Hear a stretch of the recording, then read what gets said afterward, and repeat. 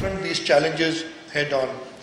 I'll just touch upon a few of our initiatives, a few of our challenges. Obviously, first and foremost is the education sector. Education, as we all know, is the cornerstone of progress. We in the province of Sindh are forging partnerships to improve access to quality education.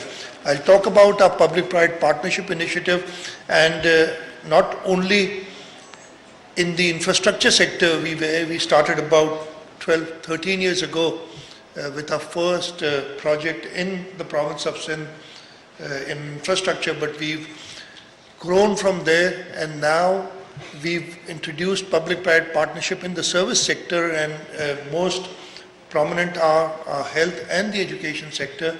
In the education sector, we've got a number of educational management organizations with whom we have entered into contracts to run our schools that we built, and we've seen a marked difference. Again, the population that we are right now touching is very small, but the plan is to go forward and use the private sector's passion and the experience both in the education and the health sector and the resources that the government has to ensure good quality education and health services. In the health sector, again, the challenges that we face right now are problems in primary health. In the tertiary health sector, we are very proud that we've got institutions like the National Institute of Cardiovascular Disease, the Sindh Institute of Urology and Transplant, the Jinnah Postgraduate Medical Center, Gambat Institute of Medical Sciences in Gambat. These are providing world-class tertiary health services. But again, in the primary health, we've started, and we're looking into forging alliances with the private sector. And there, again, under the public-private partnership model that we have, we've been managed to get organizations interested in managing the hospitals along with the government interested, and we've had some partial success in it. One of the key problems that we face, and both my earlier speakers talked about, is the danger of climate change.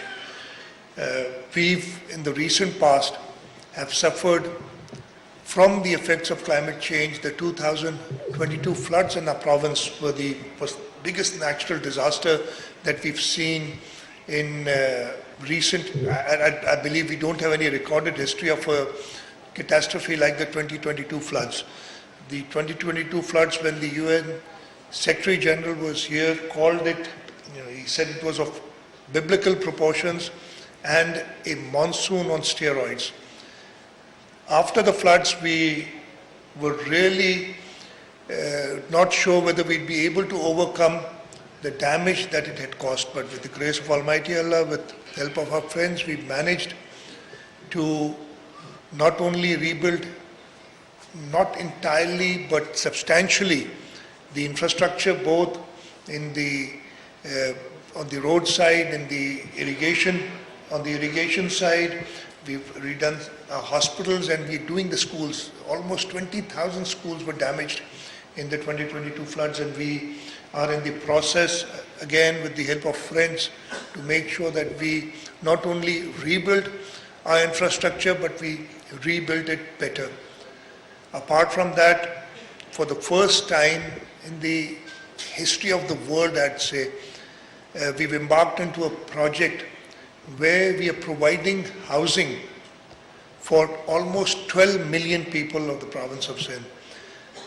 Almost 2 million houses were completely destroyed in the 2022 floods, and the government of Sindh embarked upon this initiative of rebuilding climate resilient houses for our people. And not only did we manage to secure the financing for it, but by the grace of Almighty Allah, we've already crossed 900,000 houses. The target is about 2 million, and as I said, we've got funding for it. And this makes it the biggest housing project anywhere in the world. Now, mind you, I'm talking about 12 million people.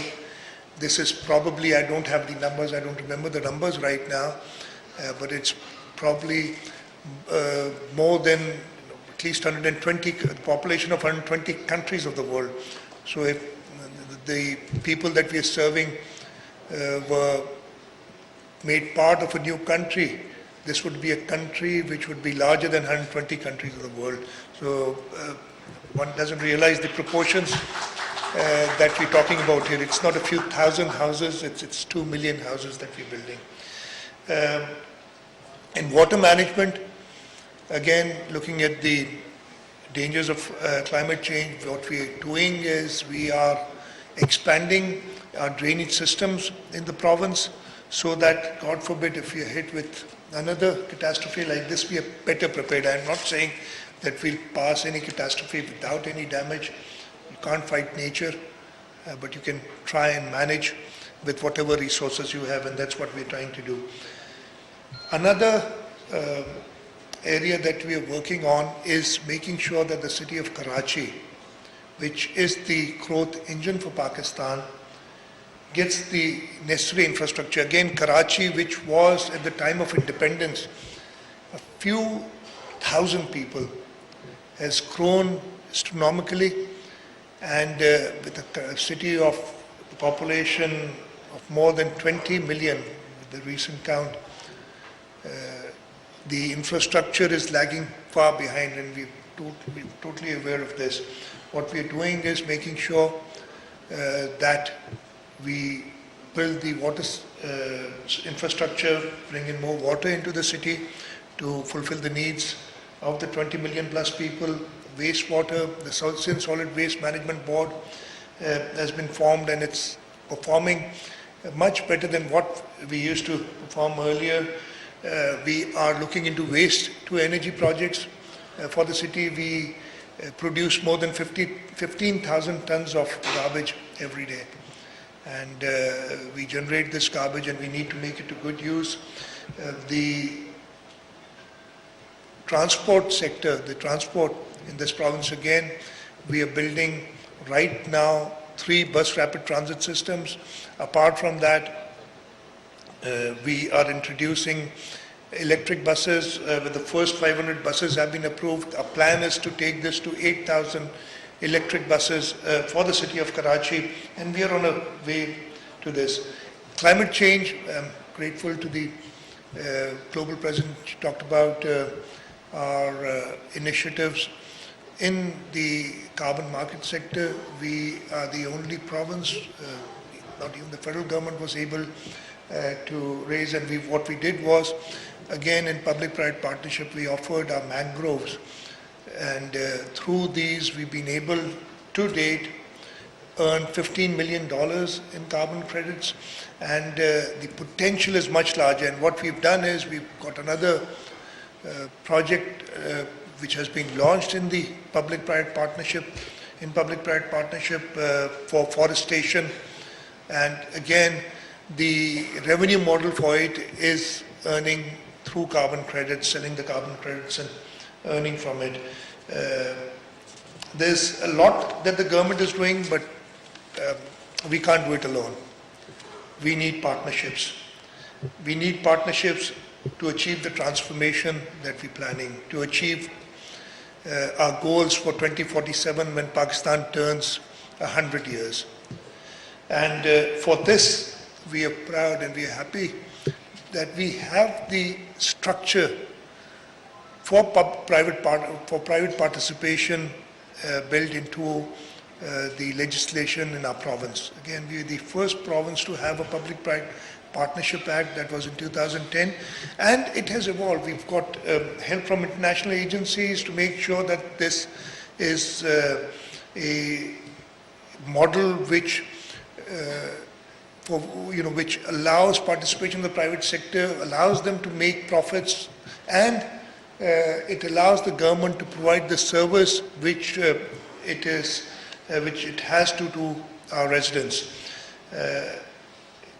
The public-private partnership unit of the province of Sindh, and this I'm talking about 6 years ago now, it was in 2017 that we were ranked number 6 in Asia by the Economic Intelligence Unit, and we ranked higher than Pakistan, and we were one of the only two subnationals, Gujarat in India being the second one, which was ranked amongst national governments, national public-private partnership programs. So I see a lot of professionals here.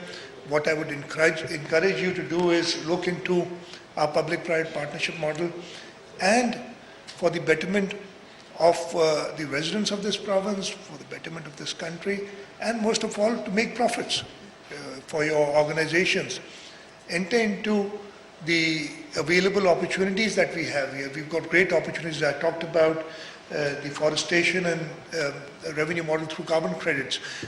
We've got wastewater. Karachi generates, as you know, 20 million people. We generate a lot of waste water.